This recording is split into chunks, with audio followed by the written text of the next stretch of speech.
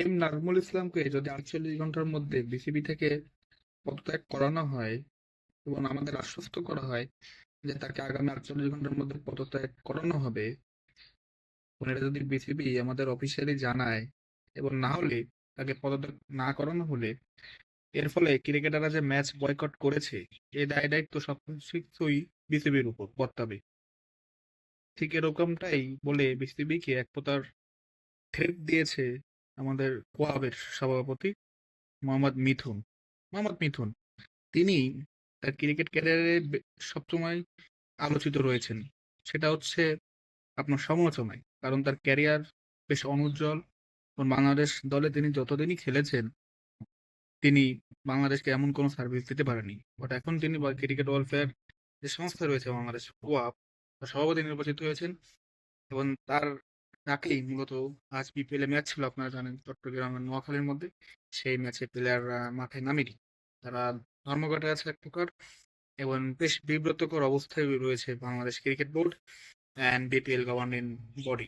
কারণ আপনারা জানেন যে বিপিএল হচ্ছে একটা আন্তর্জাতিক মানের টুর্নামেন্ট, সো কল্ড, কারণ এখানে আন্তর্জাতিক মানের যেসব প্লেয়াররা আসে তাদের বেশিরভাগই হচ্ছে আননোন অ্যান্ড রিনাউন্ড প্লেয়াররা আসে না। কিভাবে আসবে? লিগ বয়কট হচ্ছে, প্লেয়াররা মাঠে নামবে না, এইসব দ্বন্দ্ব ভাই ওয়ার্ল্ড ক্রিকেটে বিরল। এই এম নাজমুল তিনি কি এমন বলেছেন? তিনি বলেছিলেন যে ক্ষতিপূরণ প্রসঙ্গে, যে cricket T twenty cricket world cup খেলতে না গেলে প্লেয়ারদের ক্ষতিপূরণ দেওয়া হবে কিনা, এক সাংঘাতিক তিনি এই প্রশ্ন করেন। জি হ্যাঁ, সাংঘাতিক।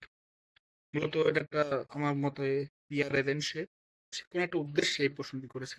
জবাবে আমাদের গণমানুষের যে জবাব হওয়ার কথা ছিল সেটি ব্যক্ত করেছেন এম নাজমুল। তিনি বলেছেন যে ক্রিকেটারদের কি ক্ষতি হবে, ক্রিকেটাররা ম্যাচ ফি পেত অ্যান্ড ভালো পারফরমেন্স করলে আইসিসি থেকে পুরস্কার পেত, এটাই। এখানে এই ওয়ার্ল্ড কাপে অ্যাটলিস্ট বাংলাদেশ আপনার অংশ না নিলে এমন কোনো ক্ষতি হবে না বোর্ডের। তাদের পিছনে যে বছরের পর বছর কোটি কোটি টাকা খরচ করা হচ্ছে, তারা কেমন এনে দিয়েছে? তারা কি কোনো বৈশ্বিক ট্রফি এনে দিতে পারছে? তিনি প্রশ্ন রেখেছেন এবং আশ্বস্ত করেছেন যে বিসিবিতে 25 জন আপনার ডিরেক্টর থাকলেও তিনি এই প্রশ্নটি করবেন যে পারফরমেন্স বেসড স্যালারি বা বোনাস প্লেয়ারদের দেওয়া যায় কিনা। কিন্তু সত্যি কথাই বলেছেন মোহাম্মদ মিথুন, আপনার পিছনে কারাই আমরা জানি, ঠিক আছে?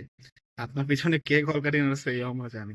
ক্রিকেট বোর্ডটাকে কলুষিত করে দিলেন, রাজনীতি ঢুকিয়ে দিলেন, ঠিক হলো এটা?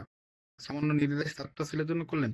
আপনি কি এই এম নাজমুল ইসলাম যে কথাগুলো বলেছেন সেটা খণ্ডন করতে পারবেন? আপনাদের কেমন পারফরমেন্স, কি করেছেন? লানত ছাড়া, লানত ছাড়া কি এনেছেন দেশের জন্য?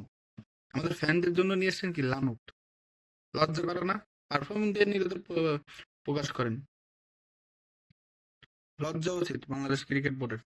কিসের গভর্নিং বডি এটা ক্রিকেটের দেশের, যে প্লেয়ার আলটিমেটাম দেই? কিসের? অনেকে বলতেছে যে তার মধ্যে কোনো ইথিক নাই, কার মধ্যে? এম নাজমুলের মধ্যে। কেন? কিসের ইথিক? এই প্লেয়ার কোটি কোটি টাকার মালিক, কোটি কোটি টাকার মালিক ক্রিকেট খেলে। হ্যাঁ, কি পারফরমেন্স তাদের বলেন? আমাদের সান্ত্বনা কি এসে একেবারে ফাইনাল খেলেছি, অদ্ভুত।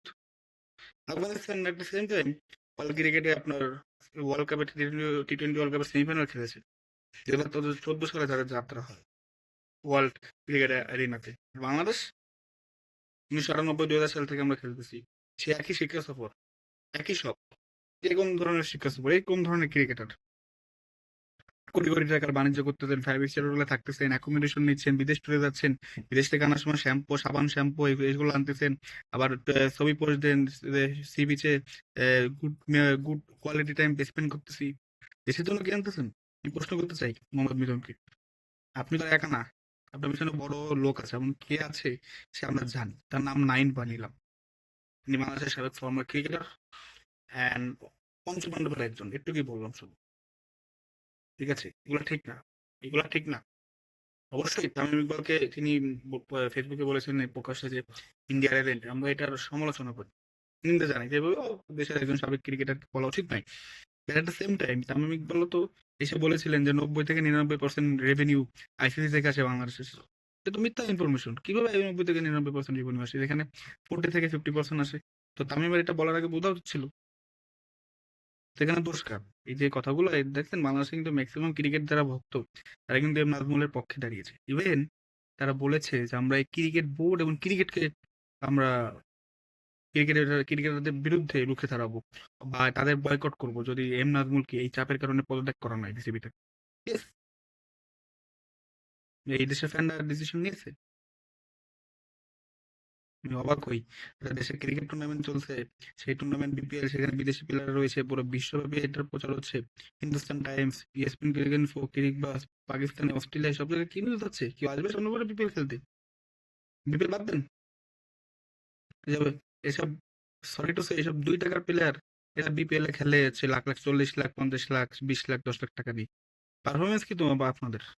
লজ্জা করে না? ৫ স্টার হলে থাকেন, ৫ স্টার হলে থাকেন জন রাহান। বাংলাদেশ দলের হয়ে হেরে ৫ স্টার হলে যান, লজ্জা লাগে না? কাচুমুচু হয়ে যখন যান, ফাজলামি করেন। এম নাজমুলকে 100% সমর্থন দেবো এই প্রসঙ্গে। তো অনেকে দ্বিমত প্রকাশ করতে পারেন বা করতেই পারেন। স্বাধীন দেশ, করতেই পারেন। বাট না, এম নাজমুল আপনার পাশে আমরা আছি। সাধারণ আপনি আমাদের মনের কথা বলেছেন। আর বিপিএল বাংলাদেশ ক্রিকেট বোর্ডের উচিত এই ক্রিকেটারদের বিরুদ্ধে শক্তিশালী স্ট্যান্ড নেওয়া। তারা আপনাদের যে অপমানিত করেছে। বিসিবির চেয়ারম্যান এবং বিসিবির পরিচালকরা মাঠে দাঁড়িয়ে থাকে আর তোমরা খেলতে আসো না। নাটক, যত সব। জানাবেন আপনাদের মতামত এই বিষয়ে। ধন্যবাদ।